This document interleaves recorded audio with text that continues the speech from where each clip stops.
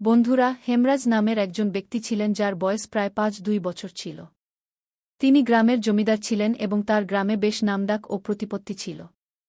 বন্ধুরা, হেমরাজ কোনোভাবে তার নিজের ছেলের নতুন বুকে তার প্রেমের জালে ফাঁসিয়ে ফেলে এবং সুযোগ পেয়ে তার সাথে সম্পর্ক গড়ে তোলে। সে এত জোরে সোরে সম্পর্ক গড়ে যে তার বউয়ের অবস্থা খারাপ করে দেয়।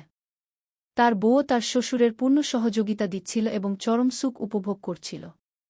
সে এমন চরম সুখ পাচ্ছিল যা তার স্বামীর কাছ থেকে কখনোই পায়নি। বন্ধুরা, এই দুজনের এই কামনার খেলা প্রায় ৩ মাস ধরে চলে। কিন্তু ৩ মাস পর তাদের সাথে এমন কিছু ঘটে যা কেউ কল্পনাও করেনি যে শেষ পর্যন্ত এমনটি কিভাবে ঘটল। হ্যাঁ বন্ধুরা, আজকের এই ঘটনা শুনে আপনাদেরও হয়তো খুব অবাক হবে। তাই এই ভিডিওতে আপনারা শেষ পর্যন্ত থাকুন।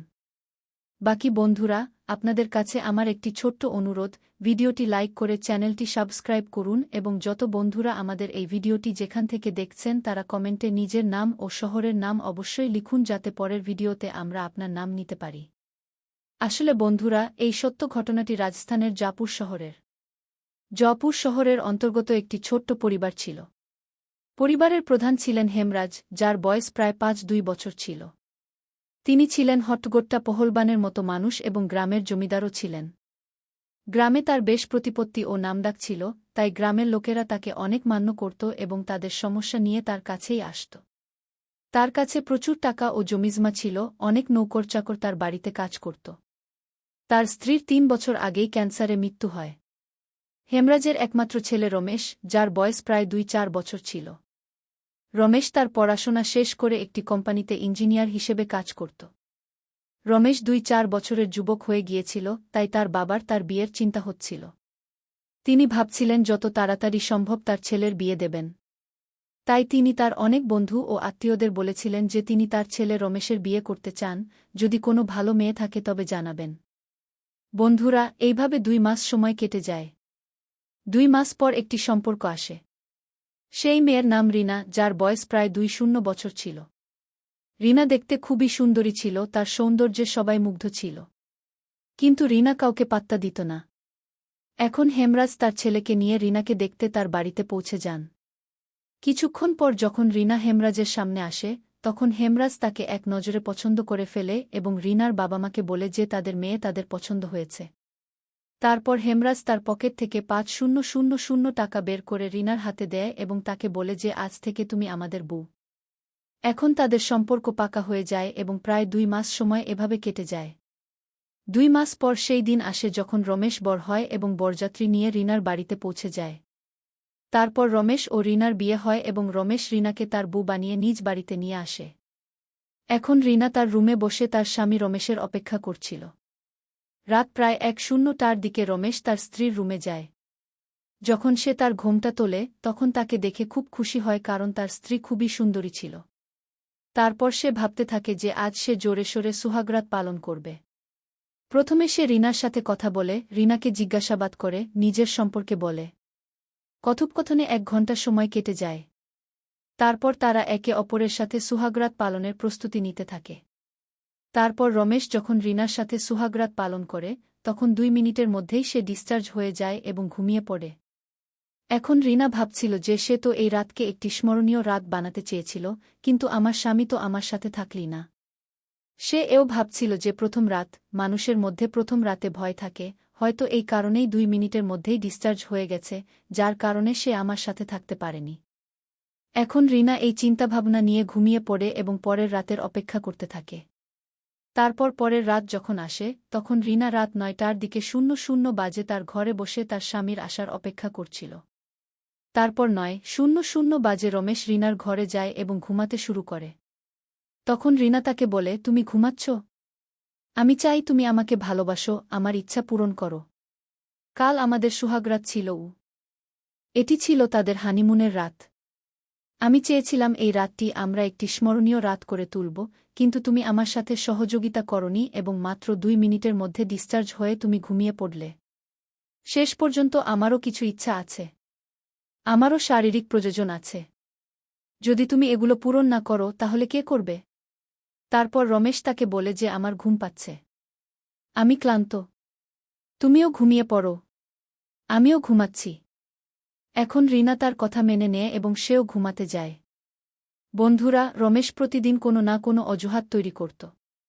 সে রিনাকে বলত যে কখনো আমার ঘুম পাচ্ছে, কখনো আমি ক্লান্ত, কখনো আমার স্বাস্থ্য খারাপ। এইভাবে 1-0 দিন কেটে যায়।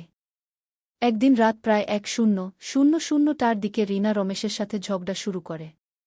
সে তাকে নানা রকম কথা শোনায় এবং তাকে বলে যে তুমি নপুংসক। তুমি কিছুই পারো না। তুমি আমার জীবন নষ্ট করে দিয়েছ। আমি কোথাও আর নেই। যদি আমি জানতাম তুমি এমন হবে তাহলে আমি তোমাকে বিয়ে করতাম না। এখন এই সব কথা বাইরে দাঁড়িয়ে তার শ্বশুর শুনছিলেন। এখন রিনা তার স্বামীকে নানা রকম কথা শোনাচ্ছিল। তাকে বকছিল। তার উপর রাগ করছিল। তারপর রমেশ রিনাকে বলে যে আমি অনেক হাকিমদের দেখিয়েছি। অনেক ওষুধও খেয়েছি, কিন্তু যখন এগুলোতে কিছুই হয়নি তখন আমি আর কি করতে পারি? তারপর রিনা তাকে গালাগালি করে বাইরে চলে আসে। তারপর রান্নাঘরে যায় এবং একটি সবজি নেয় এবং সেখানেই সে তা করতে শুরু করে।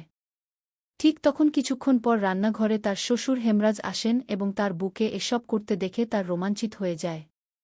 তিনি হতবাক হয়ে যান। রিনাও যখন তার শ্বশুরকে দেখে তখন লজ্জা পেয়ে সেও তার ঘরে গিয়ে ঘুমিয়ে পড়ে। বন্ধুরা, তারপর পরের দিন সকাল 9:00টায় সেও তার ঘরে গিয়ে ঘুমিয়ে পড়ে। বন্ধুরা, তারপর পরের দিন সকাল 9:00 এর কাছাকাছি সময়ে রমেশ তার অফিসের জন্য প্রস্তুত হয়। তার স্ত্রী তাকে টিফিন দেয় এবং সে তার অফিসের জন্য চলে যায়। তারপর রিনা রান্নাঘরে যায় এবং খাবার তৈরি করতে শুরু করে। কিছুক্ষণ পর হেমরাজ আসে এবং একটি জায়গায় বসে যায়। তারপর সে তার চাকরকে বলে যে তুমি আমার মাথার মালিশ করো। যখন তার চাকর তার মাথার মালিশ করতে শুরু করে তখন হেমরাজ তার চাকরকে রিনার কথা শুনিয়ে শুনিয়ে বিভিন্ন অশ্লীল কথা বলতে শুরু করে। সে তার চাকরকে বলে যে যখন আমরা যুবক ছিলাম তখন আমাদের মধ্যে অনেক শক্তি ছিল, অনেক জোশ ছিল। যাকে একবার জড়িয়ে ধরতাম তাকে ছাড়তাম না। যার ইচ্ছা পূরণ করতাম সে বারবার তার ইচ্ছা পূরণ করতে আসত। রিনা যখন তার শ্বশুরের এই ধরনের কথা শুনে তখন সে হাসতে শুরু করে।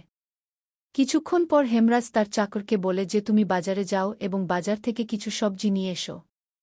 তারপর তার চাকর বাজারে চলে যায়। কিছুক্ষণ পর হেমরাজ তার বউ রিনাকে বলে যে বউ, আমার মাথায় একটু ব্যথা করছে, তুমি আমার মাথার মালিশ করে দাও। তারপর রিনা তেল দিয়ে তার শ্বশুরের মাথার মালিশ করতে শুরু করে। হেমরাজের অনেক আনন্দ হচ্ছিল, সে অনেক উত্তেজিত হচ্ছিল। সে ধীরে ধীরে রিনার কাছাকাছি আসছিল এবং রিনাও তার কোনো বিরোধিতা করছিল না। এখন হেমরাজের সাহস আরও বেড়ে গিয়েছিল। সে এক ঝটকায় তার বুকে তার কোলে নিয়ে নেয়, তাকে বাহুতে জড়িয়ে নেয় এবং তাকে কোলে তুলে শোবার ঘরে নিয়ে যায়। বন্ধুরা, রিনা তো চাইছিলই যে তার শ্বশুর তার সাথে কিছু করুক, তাই রিনা কোনো বিরোধিতা করছিল না। এখন শোবার ঘরে গিয়ে এই দুজনের কামনার খেলা শুরু হয়ে যায়। এখন এইভাবে বন্ধুরা, যখন 1 ঘন্টা কেটে যায় তখন এই দুজন আলাদা হয়ে যায়। এখন এই দুজন যখনই সুযোগ পেত একে অপরের সাথে এইভাবে সম্পর্ক তৈরি করত। বন্ধুরা, এখন রিনা তার শ্বশুরের সাথে সম্পর্ক তৈরি করতে করতে প্রায় 3 মাসের সময় কেটে যায়। 3 মাস পর একদিন রিনার স্বাস্থ্য খারাপ হয়ে যায়। তার স্বাস্থ্য এতটাই খারাপ হয়ে যায় যে সে বমি করতে শুরু করে এবং বমি থামতে চায় না। তখন তার স্বামী রমেশ পাশের একটি হাসপাতালে যায় এবং সেখান থেকে একজন লেডি ডাক্তারকে ডেকে আনে। সেই লেডি ডাক্তার রিনার চেক আপ করে এবং তারপর রমেশকে বলে যে তোমার জন্য একটি সুখবর আছে, তুমি বাবা হতে চলেছ। এখন রমেশ যখন লেডি ডাক্তারের কথা শুনে তখন হতবাক হয়ে যায়। তার হুঁশ উড়ে যায় এবং সে ভাবতে শুরু করে যে আমি তো আমার স্ত্রীর সাথে কিছু করিনি, তাহলে সে কিভাবে প্রেগন্যান্ট হতে পারে? এখন রমেশের অনেক রাগ হয়ে যায় এবং সে তার স্ত্রীকে বলে যে তুমি আমাকে ঠকিয়েছ, তুমি আমাকে কোথাও রাখনি, তুমি কার সাথে মুখ কালো করেছ, তোমার পেটে কার বাচ্চা বড় হচ্ছে। এখন সে তার স্ত্রীকে নানা রকমের কথা শোনাতে শুরু করে এবং যখন কথা বরং আপনাকে সচেতন ও সতর্ক করতে হবে। বন্ধুরা, আবার দেখা হবে নতুন একটি ভিডিওতে। আপনি নিজের এবং আপনার প্রিয়জনের যত্ন নিন। ধন্যবাদ।